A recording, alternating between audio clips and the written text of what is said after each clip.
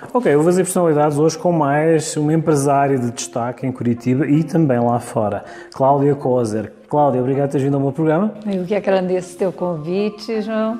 Então vamos a isto. Para quem não te conhece, quem é a empresária Cláudia Kozer? Muito bem, Cláudia Kozer é uma mulher de 45 anos que trabalhou por mais de 20 anos na área de docência, universidade, ensino, pesquisa, gestão universitária e que perto dos 40 anos foi demitida na licença maternidade do segundo filho.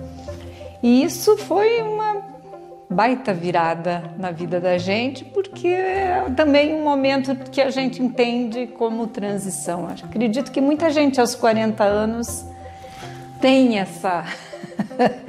esse looping interessante na vida, né, de fazer de desenvolver novos gatilhos, né?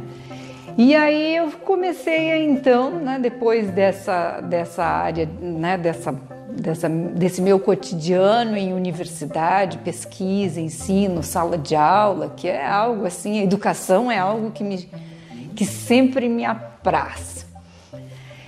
Mas eu queria também, como é a minha área de formação é administração, eu tenho mestrado e doutorado em administração, eu me senti quase que impelida a transformar a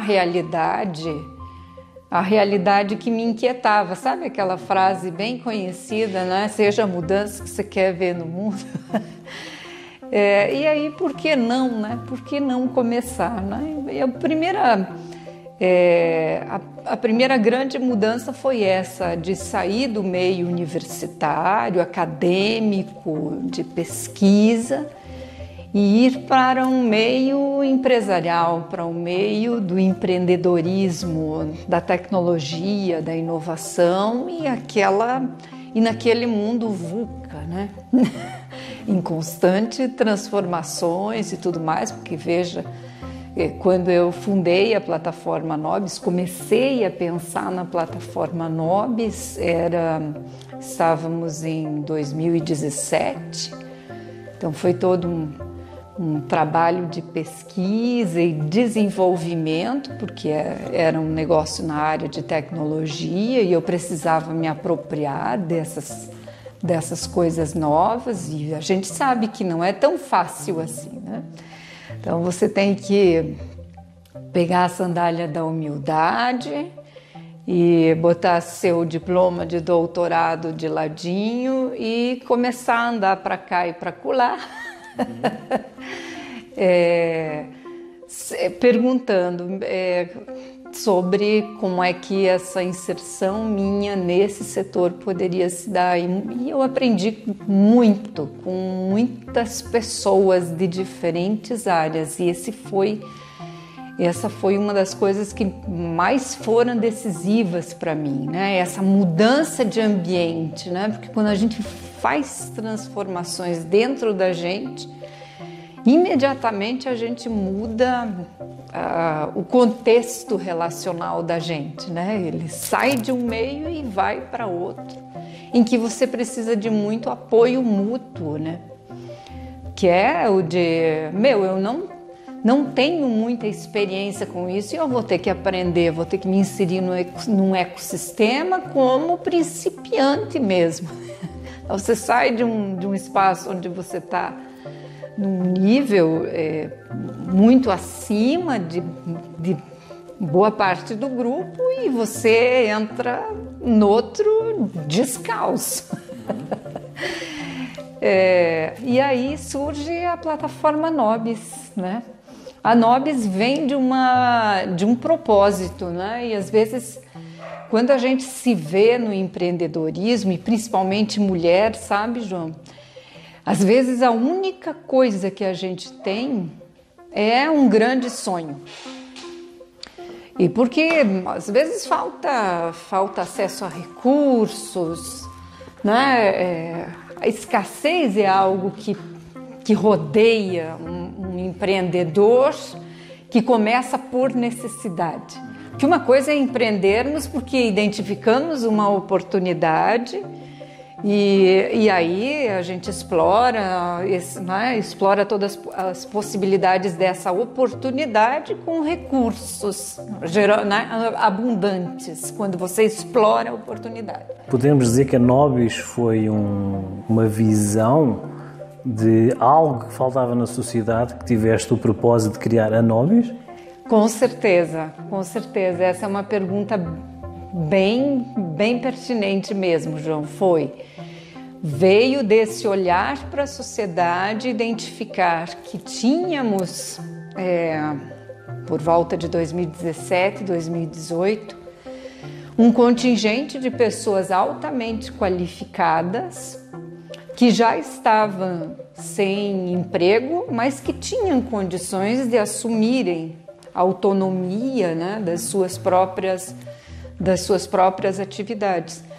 E senti que a tecnologia podia ser esse meio de conectividade. E não só de conectividade, mas também na medida em que a gente vai trabalhando com os públicos, e veja, são 4 anos aí de estrada, né? Então a gente começa acreditando que fazendo a conectividade as coisas estão mais ou menos liquidadas. O que é um engano, né? Porque no setor de serviços você não pode pensar só na conectividade, porque vem uma carga de dificuldades junto com o teu mercado, que são, por exemplo, os nanoempreendedores, né? Os autônomos, os profissionais liberais, os profissionais informais, as pessoas que estão em situação de desemprego e que há muito tempo já não conseguem mais entrar nesse circuito econômico, e elas precisam fazer esse jogo da autonomia, né? E esse jogo da autonomia não é um exercício muito fácil de se fazer. Podemos dizer que a pandemia veio a facilitar, não direi facilitar, mas de alguma forma a abranger um público maior com a plataforma? A pandemia, ela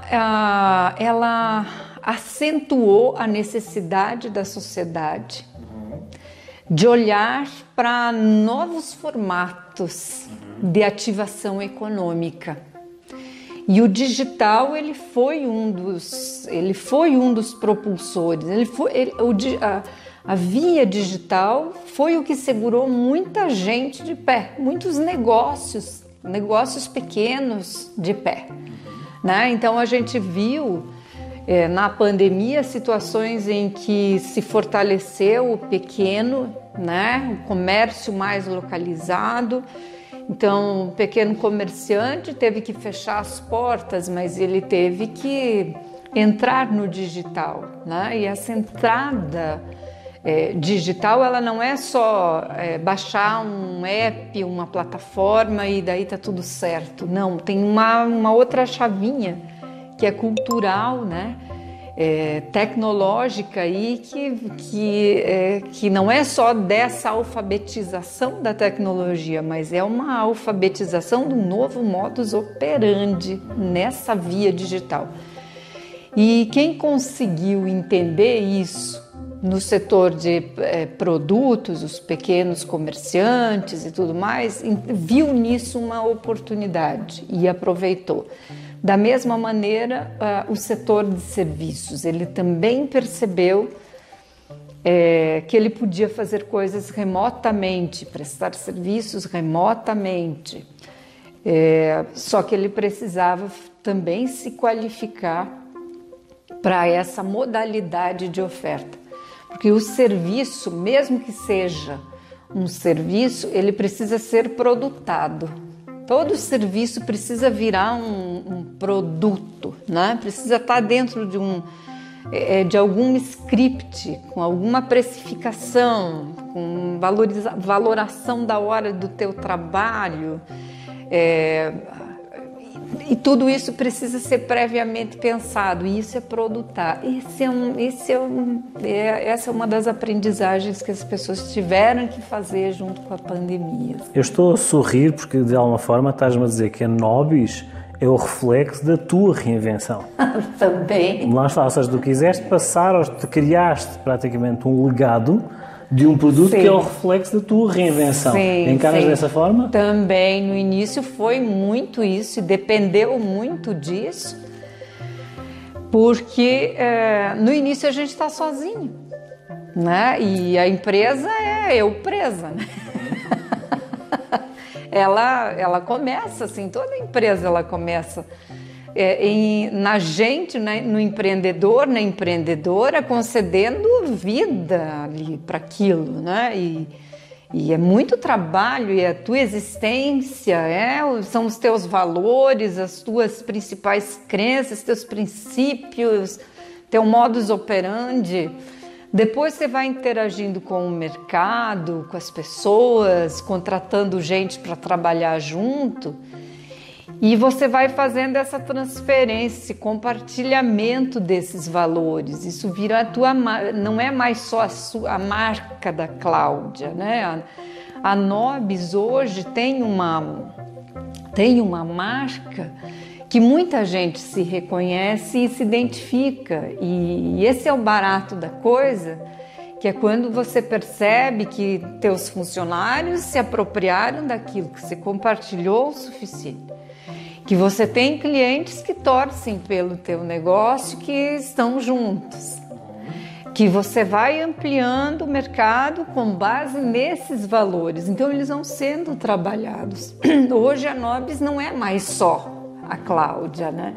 Ela é essa composição aí de valores sobre colaboração, desenvolvimento local, comunitário, sobre impacto, transformação da vida das pessoas, sobre tecnologia, presença digital. Então, quando os diferentes públicos com os quais a gente se relaciona, empresas, governos, prestadores de serviços, empreendedores, o terceiro setor, vê a Nobis como uma empresa plural, diversa, super conectada com o presente, com o futuro, né? Porque são valores que são portadores de futuro.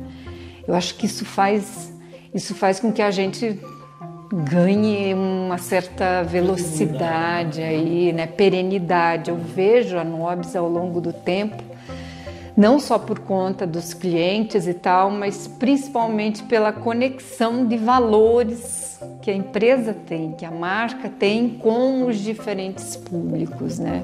Agora a segunda parte da entrevista eu vou para o lado mais intimista, eu vou para a uva, tá? Não vou para o rótulo. Tá bom. Eu não vou para a garrafa, eu vou para a uva que faz aquele vinho.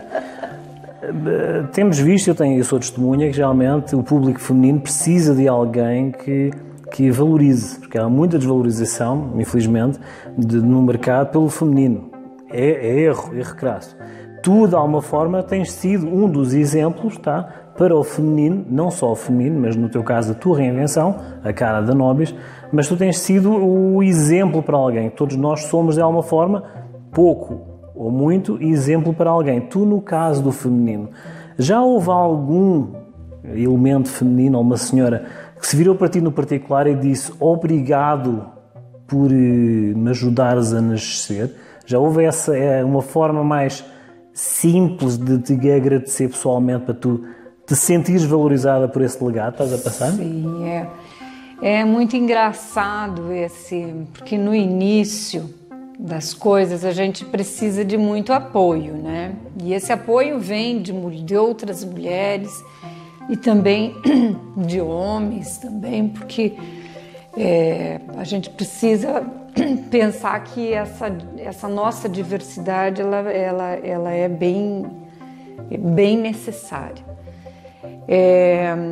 E aí você, no início, como você quer que as coisas deem muito certo a qualquer custo, você não está se antenando para essa coisa de reconhecimento e tal, porque você, para mim, o melhor reconhecimento, por exemplo, é quando eu vejo outras mulheres conseguindo crescer, pagar as contas, sair de uma situação abaixo da linha da pobreza e conseguirem empreender, ter um negócio, viver dessa atividade econômica, impulsionados pelo que a gente faz.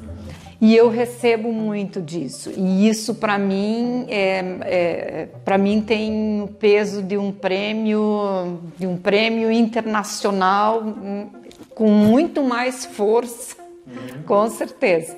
Quando eu vejo, por exemplo, esposos de mulheres me agradecendo por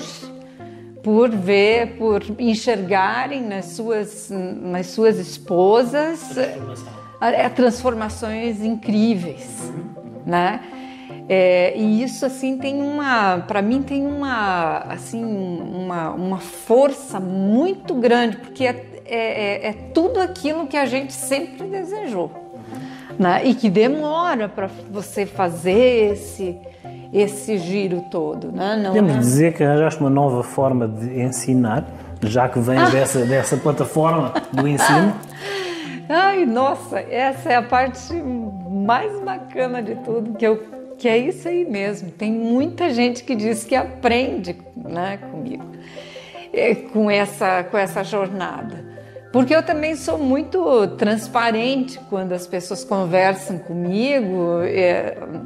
Não tem, você abre a caixa de Pandora, né? Você diz, olha, não tem segredo, não tem romantismo, né? Tem muito trabalho, tem caminho das pedras, tem apoio daqui, tem trapaça da acolá, tem de tudo. Então as pessoas observam isso, outras mulheres observam essa trajetória e elas dizem, eu já ouvi de muitas, que eu admirava muito, que eu admiro muito, dizendo para mim, Cláudia, você é inspiradora. E aí eu digo, putz, como é que essas coisas se dão, né? É como se não só o meu cotidiano, que eu faço, inspirasse, mas é como se ele fizesse com que a outra acreditasse que é possível, sabe? Não é essa história assim, a guerreira que se destacou, que não sei o que lá e que chegou no Olimpo. Não. Ela é de carne e osso, como eu. Conheço os desafios que ela enfrentou, até vivo os mesmos e outros tantos perrengues.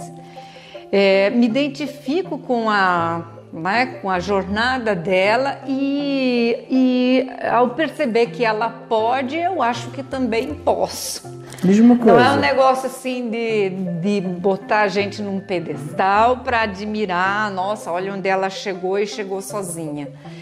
Eu vejo a inspiração como um negócio assim, tá, eu tô indo, tô no caminho, me dê a mão que eu também te ajudo, e quem tá na frente também me dá a mão que eu também tô precisando. Então é um negócio, uma mão na frente e outra atrás para apoiar umas às outras, uns aos outros. Né? Consideras que a Nobis é a primeira gota de incentivo da globalização do Brasil? Poxa, a Nobis, desde que eu comecei a pensar na Nobis, o nome Nobis em latim é nós, nosso,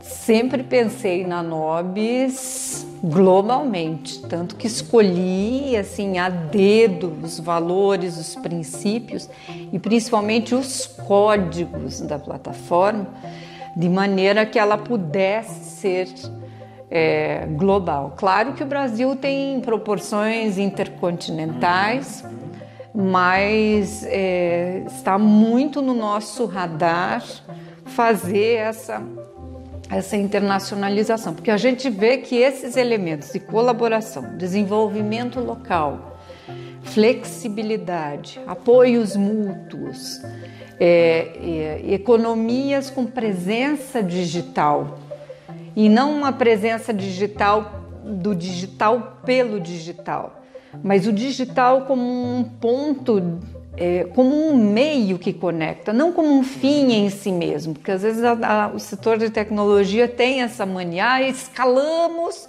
vamos em qualquer lugar do mundo porque nossos códigos conseguem dar conta de vários fluxos. Não, esses códigos eles conectam as pessoas e elas precisam se conectar antes de qualquer coisa entre pessoas. Não é uma...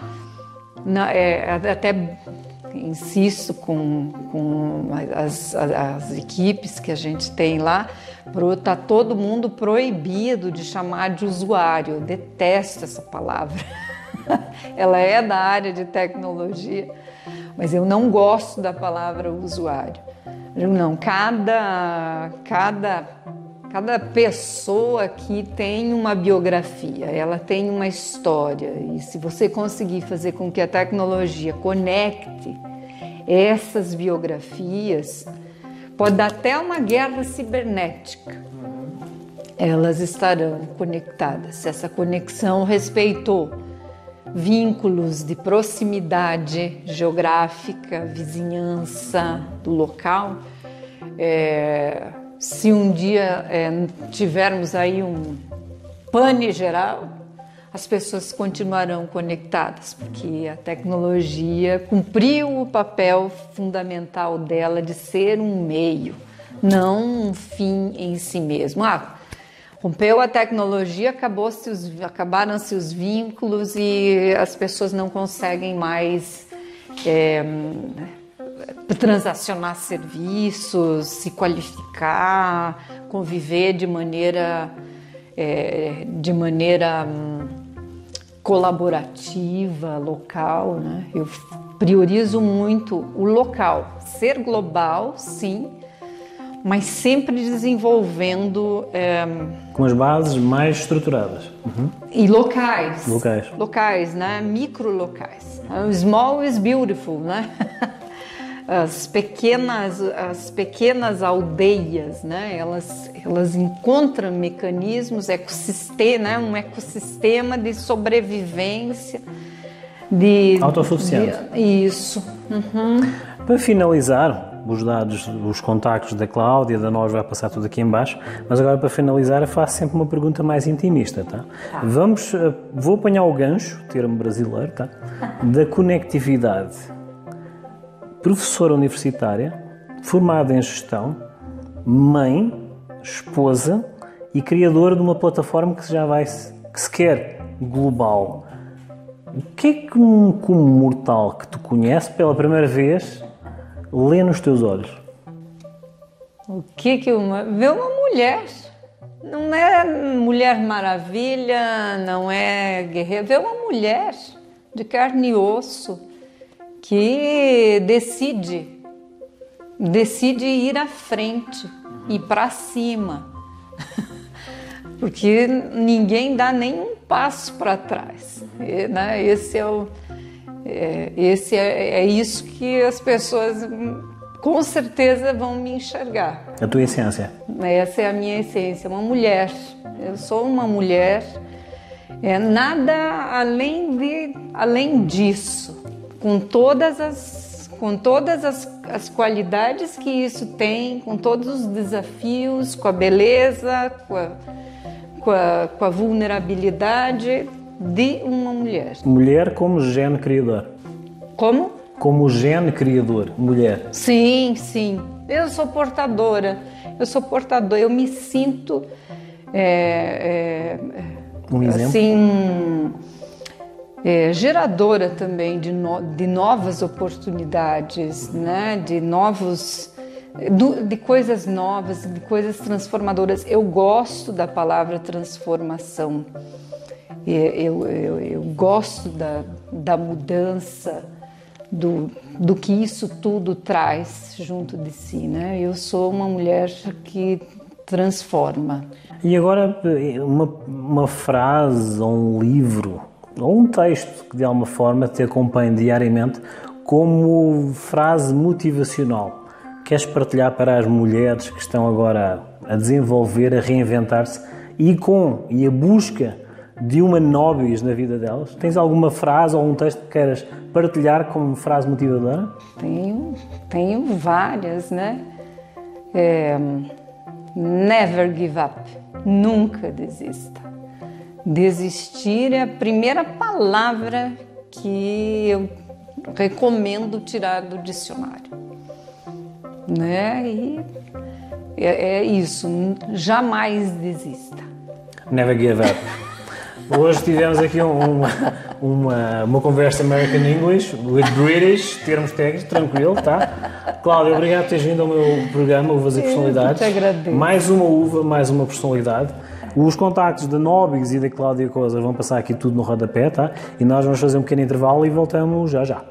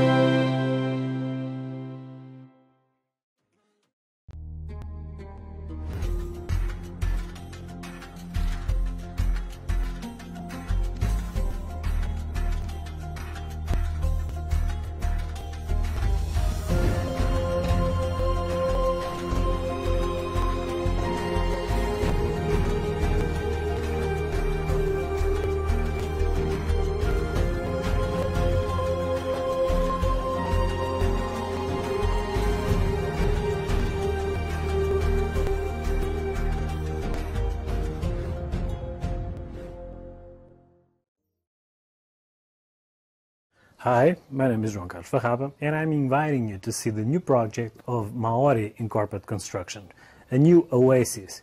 Nearby Curitiba, in Caiobá Beach, this is a new standard of excellence.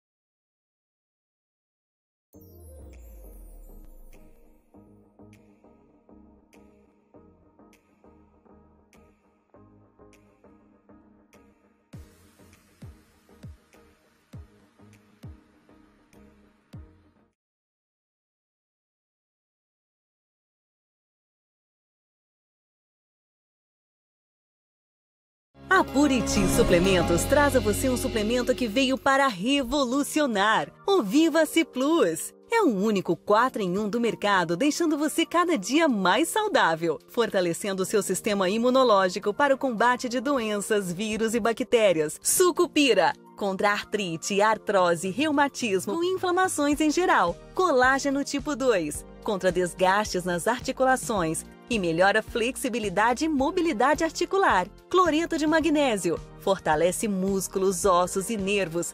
Regula o açúcar no sangue, ajuda a controlar a pressão arterial. Canela de velho, contra dores no joelho, dores na coluna e nas articulações. Esse é um único 4 em 1 do mercado disponível para você. Que ligar agora no 0800 555 1200. Peça agora com cartão de crédito o kit com 6 frascos e ganhe um tratamento polivitamínico de A a Z.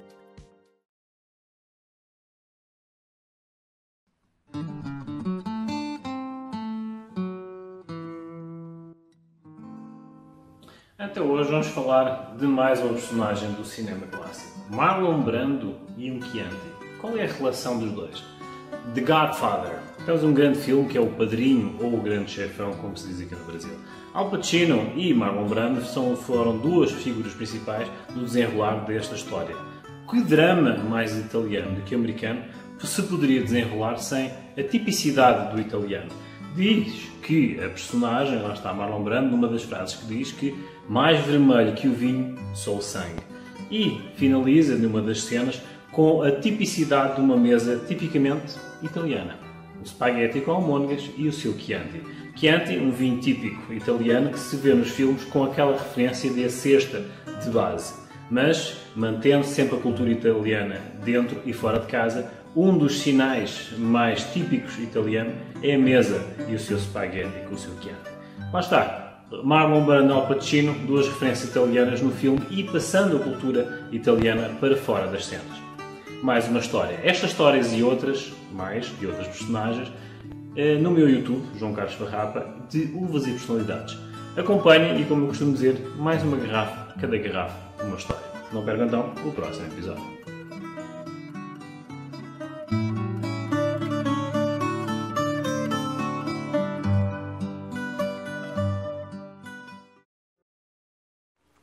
Ok, mais um programa de Uvas e Personalidades. Hoje com uma personalidade, lá está, uma referência de marketing humanizado. Caroline Castanho.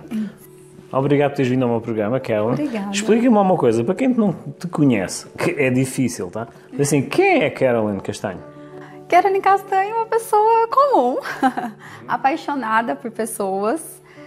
Eu gosto muito de frisar isso, o quanto eu tenho paixão por entender e conhecer melhor as pessoas. E eu sou muito curiosa, gosto sempre de conhecer coisas novas e sempre em busca de novidades, de tendência. É uma pessoa que gosta muito de viver, apesar de ter aqueles surtos de vez em quando, né? A gente estava conversando um pouquinho antes e eu estava falando pra ele, eu sou uma chorona.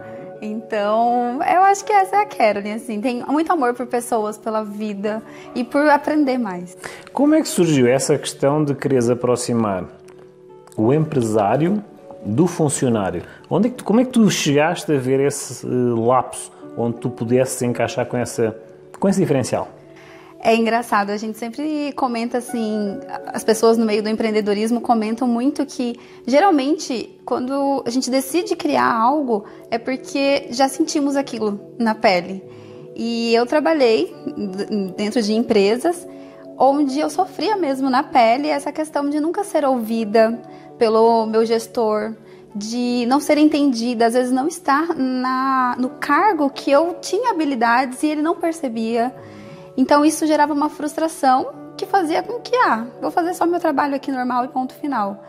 E quando eu comecei a perceber isso, eu decidi trabalhar por conta própria. Eu não queria mais. Só que não foi nesse momento que eu entrei com o marketing humanizado. Eu sabia que eu queria algo a mais, que pudesse trazer um pouquinho mais desse relacionamento de gestores e colaboradores. Até porque quando se fala em empresa, a empresa ela não é feita só pelos gestores. Ela é principalmente trabalhada pelos colaboradores, né? Então, quando eu comecei a empreender, eu fui trabalhando com várias empresas como influenciadora. Na época eu larguei o meu emprego, fui trabalhar como blogueira mesmo, era do look do dia. E eu via muitas falhas dentro da comunicação. Eu percebia que tinha estratégias que às vezes se você aplicasse de forma simples, como trabalhar a empatia dos seus colaboradores, já poderia transformar uma empresa. E aí foi quando eu comecei a me jogar nisso. Então toda vez que eu criava uma estratégia de marketing, de publicidade para alguma empresa, eu colocava esse lado mais humano nas minhas estratégias. Começou a dar muito certo, as empresas começaram a ter resultados, e aí eu criei um método para trabalhar o marketing humanizado, que hoje as pessoas começaram a falar mais sobre esse termo, mas não era muito comentado. Agora que as pessoas começaram a falar, mas o método eu que criei. Nós estávamos a falar há pouco, de alguma forma, há uma chamada para fora de Curitiba para essa especialidade. É assim, tu tens considerado Curitiba um desafio para esse diferencial que tu queres apresentar? Sim, a gente comenta muito assim, a digitalização, a pandemia, ela acelerou muito a digitalização. Então as pessoas, principalmente em grandes metrópoles, né, em grandes cidades, as empresas elas querem acelerar ainda mais esse processo digital. Só que quando eles querem acelerar esse processo digital, eles acabam pecando na comunicação, na autenticidade, eles não conseguem mais transmitir sentimento para o cliente, para os colaboradores. Então, aqui ainda percebo uma certa dificuldade, porque teve uma aceleração grande do digital, e aí entra o desafio, como é que eu vou humanizar algo que está se transformando muito digitalmente, né? E aí esse desafio que trava um pouquinho ainda as empresas de entenderem que você consegue se digitalizar e ao mesmo tempo ter uma comunicação mais humana. E que é isso que vai ser o diferencial futuramente. Então podemos dizer que Curitiba é muito digital? Está se digitalizando muito rápido. Curitiba tem um ponto muito positivo. Vocês se adaptam muito fácil às mudanças. Eu percebo assim que as mudanças acontecem rapidamente, as empresas se adaptam, as empresas querem trabalhar o que tem de novo no mercado. Só que quando as pessoas elas se adaptam muito rápido, muitas vezes ficam falhas do processo que o consumidor ainda não acelerou tanto. Então, vocês estão à frente, é muito legal isso. Eu falo vocês, mas eu nasci aqui em Curitiba também, né? Então, sou uma curitibana, né? Estão à frente também, mas ao mesmo tempo acaba que não dá tempo para o processo seguir essa construção como deve ser feito. Então é assim, tu podes dizer que... Uma pergunta, agora sim, vamos mais intimista. Como é que tu consegues enquadrar um ambiente difícil entre o ambiente entre empresário e funcionário, tá? Numa empresa, sendo escorpião e não traz esse ambiente de eu quero dar uma ferroada? Como é que tu consegues pisar no neutro? Como é que tu consegues estar ali na terra de ninguém? Eu posso confessar algo aqui? O escorpião, ele não consegue não dar uma ferroada. Então não tem como, tá? Tem vezes que é até engraçado, assim, depois que eu pego uma certa intimidade, né, com a empresa que eu trabalho, eu brinco com os gestores, eu falo assim, olha, eu vou puxar a sua orelha, eu vou te tirar daqui, porque não tá dando. É eu que vou te demitir, sabe?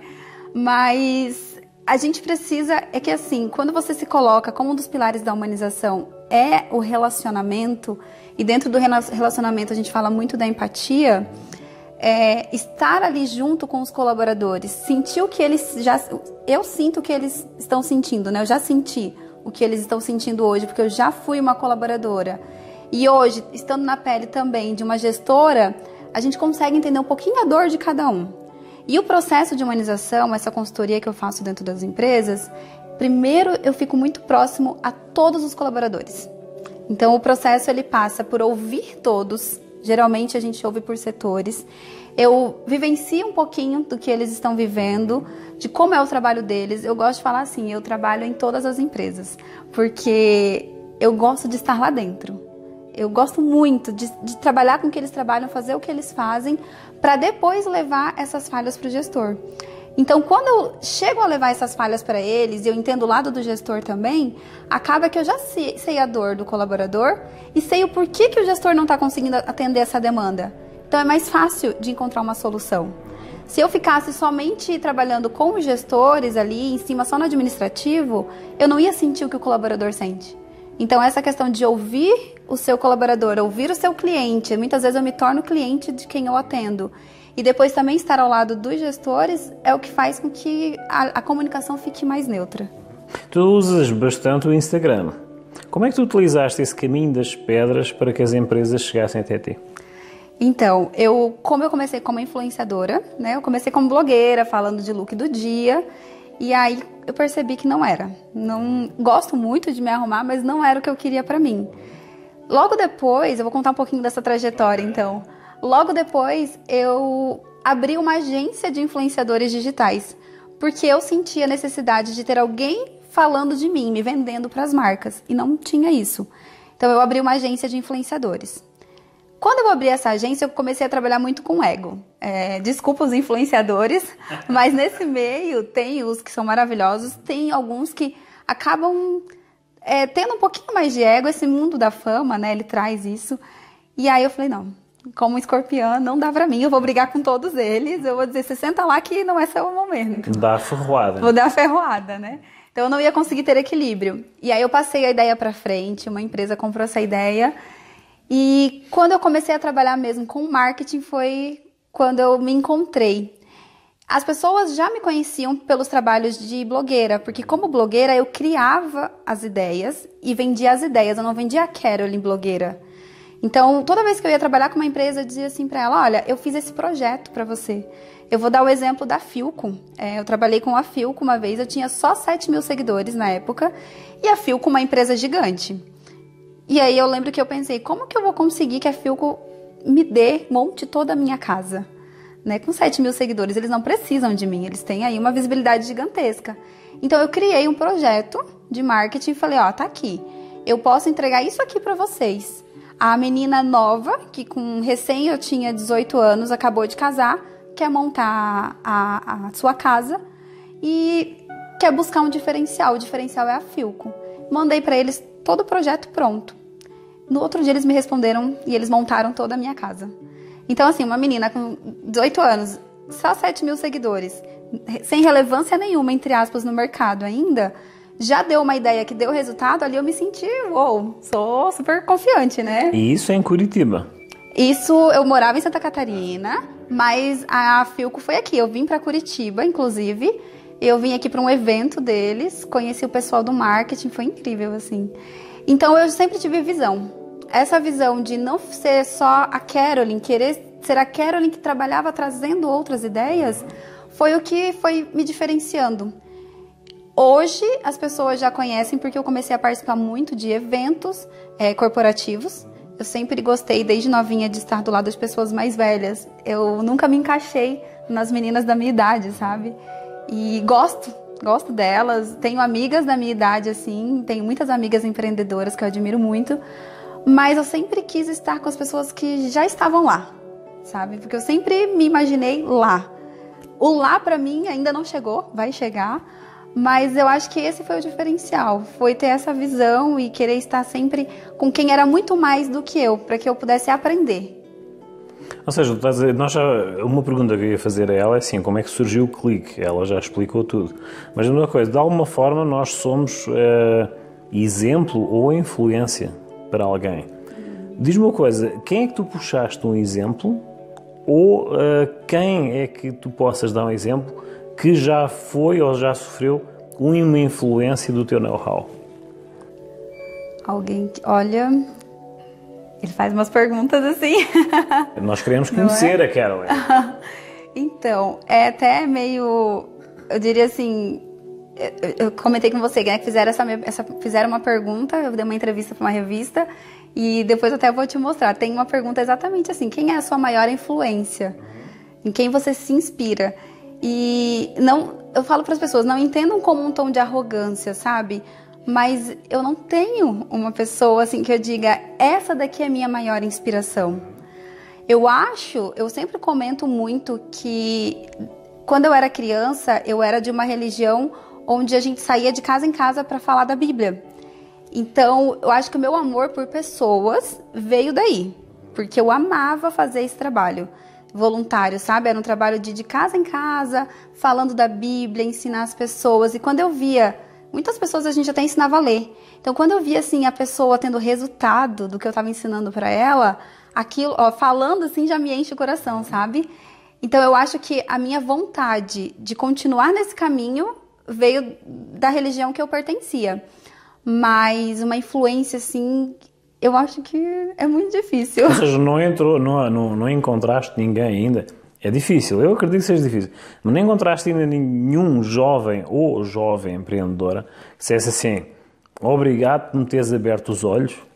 Ainda não? Ainda não. Ou seja, só empresas mesmo. Empresas e empresários, assim, eu sempre estive muito no meio de empresários por essa questão. Eu nunca quis, quando eu ia em eventos, estar nos melhores lugares. Eu sempre queria conhecer as melhores pessoas. Então, muitas vezes eu sempre falo isso, assim, a humildade, ela é muito importante nesse meio que a gente trabalha, sabe? Eu sempre ficava ali no meu cantinho, conversando, às vezes, com o garçom, falando como estava bom o atendimento dele, e dali ia surgindo outras oportunidades. Eu nunca fui a pessoa que, eu chego, eu quero sentar no melhor lugar, eu quero já ir lá falar. Não, eu sempre gostei de aprender. Então, quando eu comecei a ter essa visão de que se eu ficar aqui nesses lugares com essas pessoas grandes, eu não sendo nada nesse momento, eu posso aprender com eles e um dia estar conversando à altura deles. Essa sempre foi a minha visão, até hoje, eu gosto de estar. Então eu acabei fazendo muitos contatos e depois eu era convidada, Caroline, vamos comigo em tal reunião. Né? Tem uma pessoa lá em Santa Catarina que ele é o dono de um dos grandes eventos de moda e ele falou, vamos comigo uma reunião, eu vou te apresentar fulano. E aí foi crescendo esse network. E eu nunca tive medo de falar do que eu acreditava. Então, as pessoas acabaram me conhecendo por isso.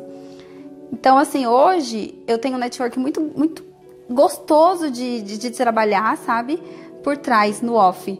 No digital, as pessoas olham e falam, é a Caroline blogueira. Então, eu falo assim, eu tenho essa falha na minha comunicação, mas é muitas vezes também por escolha. Eu gosto muito de trabalhar no off. Eu gosto muito do relacionamento com pessoas. Gostas de ser o sal da terra? O que significa ser o sal da terra? Como um mortal que gosta de fazer um estrago que sem ele nada faz a diferença. Sem dúvidas. Sem dúvidas. Diz-me uma coisa, eu agora para finalizar, eu faço sempre duas perguntas mais intimistas, tá? Vamos ver se ela está. É escorpião, tá? Mas vamos fazer um teste para não levar a ferroada.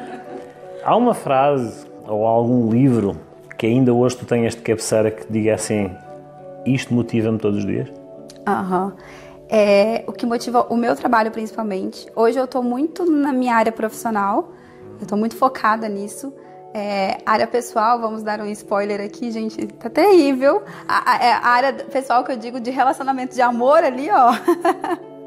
Mas na área profissional, assim, uma frase que me motiva, que eu criei também, esqueça estratégias de marketing e foque em pessoas. Quando eu criei essa frase, um dia eu acordei e eu estava conversando com uma mentora, que aí eu busco pessoas para me ensinarem mais. Eu falei para ela, tá aqui, o meu trabalho é isso. Não adianta você trabalhar todas as estratégias de marketing que existem no mercado se o teu foco não for as pessoas que estão ali. Porque são pessoas que criam para vender para pessoas. Por mais que a gente esteja numa era muito agora, né, que cada vez mais aumenta essa digitalização, são pessoas no final das contas. Então essa frase me motiva todos os dias. Ok, agora vamos à última pergunta mais intimista. Um comum mortal conhece a Caroline pela primeira vez. O que é que o comum mortal lê nos olhos da Caroline? Que ela é muito intensa, extremamente apaixonada. Extremamente, assim, gente, eu falo, antes a gente conversou, né, sobre isso, eu comentei assim, eu tenho uma vontade de viver imensa e eu acho que muita garra.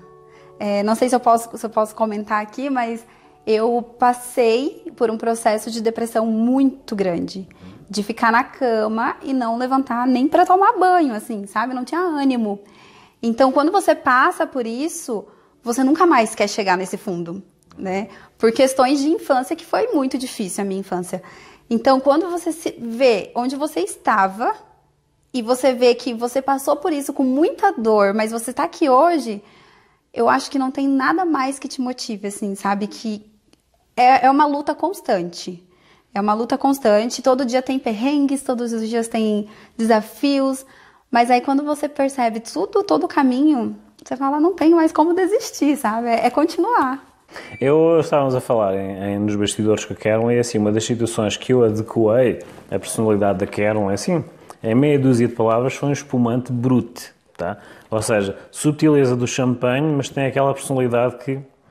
escorpião, não é? Ou Ninguém seja, esquece. Não é esquece, assim, não esquece, exatamente. Ou seja, é como o primeiro copo que se bebe de um champanhe brut, vem aquele travo de secura no retrogosto, mas assim, tu não te esqueces do brut. Está aí, Caroline Castanho. Diz-me uma coisa, uma frase para aqueles jovens que ainda estão meio perdidos. O que é que tu aconselhas?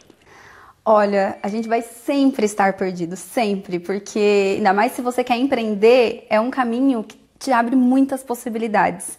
Mas persistência é o que existe, assim, persistência e humildade. Eu sempre falo da questão da humildade. Eu acho que não existe nada mais bonito do que você saber onde você está, onde você quer chegar e não ter que passar por cima de ninguém para isso.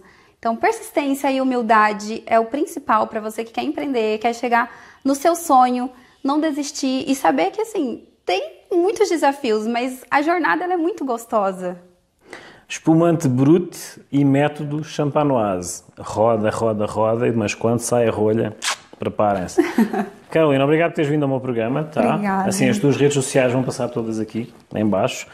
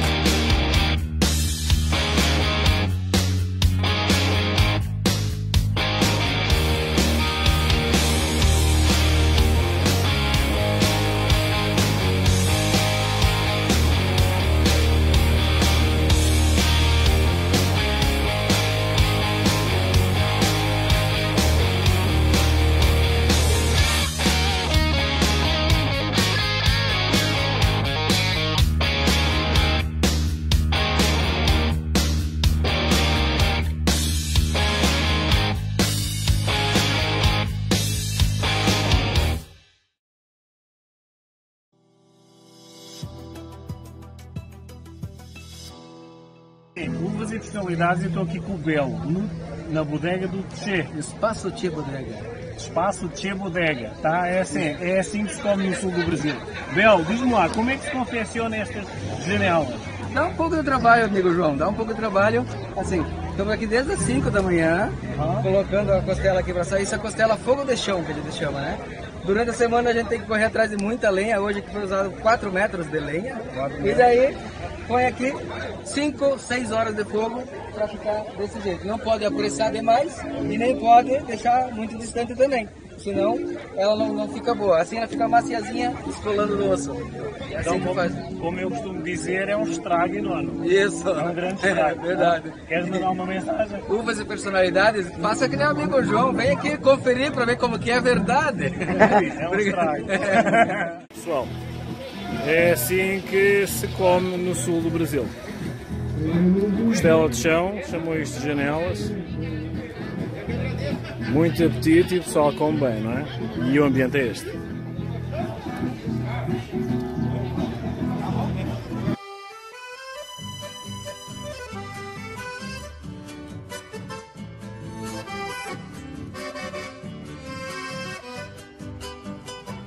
Tá bonito ou não tá? Olha aí, ó. Pessoal, olha do meu amigo João Carlos Farrapa.